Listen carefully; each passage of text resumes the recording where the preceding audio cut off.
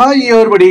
36-37 வருட உழைப்பை கூலியில் போட்டு உள்ளேன். லோகேஷ் அதிரடி பேட்டி. வாங்க வீடியோக்குள்ள போலாம். வீடியோக்குள்ள போறது முடியாத நம்ம சேனலை சப்ஸ்கிரைப் பண்ணலாம். உடனடியா சப்ஸ்கிரைப் பண்ணீங்க. நன்றி. உங்களுக்கே தெரியும், மாநகரம், கைதி, விக்ரம் 2 இது போல மாபெரும் வெற்றி படங்களை கொடுத்த லோகேஷ் அவர்களுக்கு 2 சர்க்கிள். ஒன்று மாஸ்டர் பார்த்தீங்கன்னா அது படம் நல்லா இருந்தாலும் ஓடவே இல்லை. ஏன்னா அப்போ கொரோனா டைம் 50% தான் ஆக்குபேஷன்.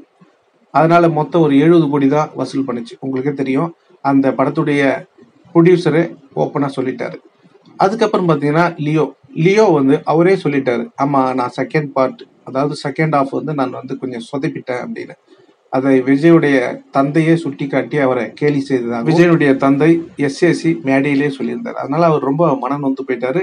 அதே மாதிரி பார்த்தீங்கன்னா சமூக வலைதளங்களையும் அவரை ட்ரோல் பண்ண ஆரம்பிச்சிட்டாங்க. இவ்வளோ அற்புதமான வெற்றி படங்களை கொடுத்தவர் ஏன் இந்த சறுக்கு அப்படின்னாக்கா, அதுக்கெல்லாம் காரணம் அந்த படக்குழு தான். அதுக்கு முக்கிய காரணம் விஜய் ஒரு காரணம் அப்படின்னு சொல்றாங்க. ஏன்னா இந்த படத்துல நல்ல கதை அம்சம் உள்ள படத்தை அவரு அப்படிதான் எடுக்கணும்னு நினைப்பாரு. ஆனா இவர் இந்த ரொமான்ஸ் நோயி அந்த ஹீரோயின் கூட அப்படி இப்படின்னு டார்ச்சர் கொடுத்துருக்காங்க. அது மட்டும் இல்ல, ஜெயிலருடைய ரெக்கார்டை முறியடிக்கணும் அப்படின்னு ரொம்ப ப்ரெஷர் கொடுத்துருக்காங்க. அதனால அவர் ரொம்ப கண்ட்ரோலை இழந்து அந்த படத்துல கொஞ்சம் சொதைப்பனதாகவும் கூறப்படுகிறது.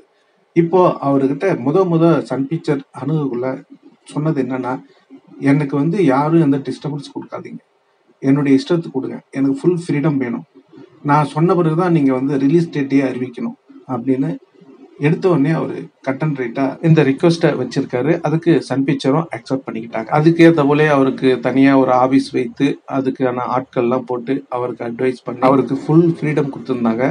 இப்போ ஆனந்த விகடனுக்கு அவர் பேட்டி கொடுக்கல என்ன சொல்லியிருக்காருன்னா, நான் கூலி படம் எடுக்க போறேன் அப்படின்னு சொல்லி 2 வருடம் ஆயிடுச்சு. அந்த 2 வருடமாகவும் ஃபுல் அண்ட் ஃபுல்லா கான்சன்ட்ரேஷனா நான் படத்து மேலதான் போட்டுக்கிட்டு இருக்கேன்.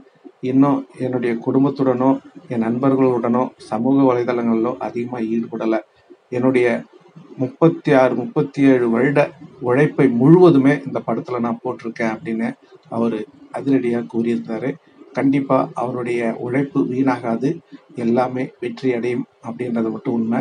இது வரைக்கும் அவர் செய்யாத சாதனையை செய்ய போகிறார். கண்டிப்பா எந்த ஒரு மனிதரும் ஹார்ட் ஒர்க் போட்டா அதுக்கான பலன் இல்லாம போகாது. கண்டிப்பா லோகேஷ் அவர்களே, உங்களுக்கு வெற்றி உறுதி.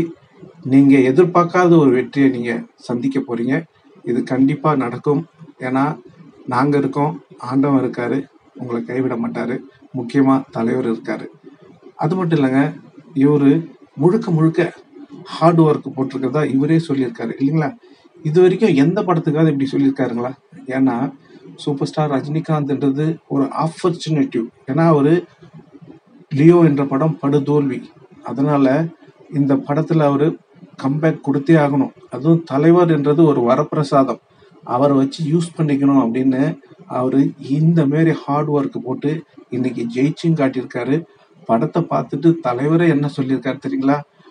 மாஸ் நம்ம எதிர்பார்த்ததை விட பல மடங்கு வந்திருக்கேன், பல மடங்கு மாசா வந்திருக்கேன் அப்படின்னு சூப்பர் கண்ணா அப்படின்னு கட்டி பிடிச்சிருக்காரு. இதோட என்ன வேணும் சொல்லுங்க அவருக்கு? உண்மையாலுமே ஒரு அற்புதமான ஒரு தருணம். கண்டிப்பா கூலியுடைய வெற்றி விழாவில் லோகேஷ் அவர்கள் இதை பத்தி பேசுவார்னு நான் நினைக்கிறேன். லோகேஷ் அவர்கள் போட்ட ஹார்ட் ஒர்க் தான் இன்னைக்கு சாதனை மேல சாதனையை படைச்சிட்டு இருக்கு. உங்களுக்கே தெரியும், இப்போ கூலியுடைய ரைட்ஸ் பாத்தீங்கன்னா இது வரைக்கும் எந்த தமிழ் படமும் செய்யாத சாதனையை செஞ்சிட்டு இருக்கு. உங்களுக்கே தெரியும், ஓவர்சீஸ்ல 90 கோடியிலிருந்து 100 கோடி வரைக்கும் பேசியிருக்காங்க அப்படின்னு. ஆல்ரெடி சூப்பர் ஸ்டார் ரஜினிகாந்துடைய ஆந்திரா அந்த ரைட்ஸ் பார்த்தீங்கன்னா 60 கோடி போயிருக்கு அப்படின்னு சொல்லியிருக்காங்க. 50 கோடியிலேருந்து 60 கோடின்னு சொல்லியிருக்காங்க. கர்நாடகா 30 கோடி, 20 கோடியிலேருந்து 30 கோடி அப்படின்னு சொல்றாங்க. அதே போல கேரளா, இது போல எல்லா இடங்கள்லையும் அதிர்வலையை ஏற்படுத்தியிருக்காரு. இதுக்கெல்லாம் காரணம் அவருடைய ஹார்ட் ஒர்க் தான். அது மட்டும் இல்லாம தலைவருடைய படத்தை எப்படி எடுக்கணும் அப்படின்னு சின்ன வயசுல இருந்தே கற்பனை பண்ணி வைத்திருந்ததாகவும் அவர் சொல்லியிருந்தாரு. எந்த மாதிரி படமாக இருக்கணும் அப்படின்னு கூட ஒரு மீட்டிங்ல சொல்லியிருந்தாரு. என்ன மாதிரி படம், தளபதி போல இருக்கணும் அப்படின்னு சொல்லியிருந்தாரு. ஜானி இந்த மாதிரி நல்ல படங்களா அதெல்லாம் கொடுக்கணும், தலைவரை வேற விதமா காட்டணும் அப்படின்னு அவர் ஓப்பனாவே சொல்லியிருந்தாரு. நான் தலைவரை கூலியில வேற விதமா காட்டியிருக்கேன், ஆனா விண்டேஜ் சூப்பர் ஸ்டாரை நீங்க படம் முழுக்க பார்ப்பீங்க அப்படின்னு சொல்லியிருக்காரு. அவர் எப்படியெல்லாம் தலைவரை பார்க்கணும் அப்படின்னு நினைச்சாரோ திரையில, அப்படியெல்லாம் நமக்கு முழுசா கொண்டு வந்து காட்ட போகிறார். இந்த படத்தை பார்த்தவங்க எல்லாமே ஆஹா ஓஹோ அப்படின்னு தான் புகழ்ந்து கொண்டு இருக்கிறாங்க. எப்படா நம்ம பார்க்க போறோம் அப்படின்னு உண்மையிலுமே ஒரு கூஸ்பம்ஸ் மூமெண்ட்டாக தான் இருக்கு. நீங்க சொல்லுங்க, லோகேஷ் கனகராஜ் அவர்கள் தன்னுடைய 30, 36, 37 வருட உழைப்பை கூலியில போட்டிருக்கேன் அப்படின்னு சொல்லியிருக்காரு.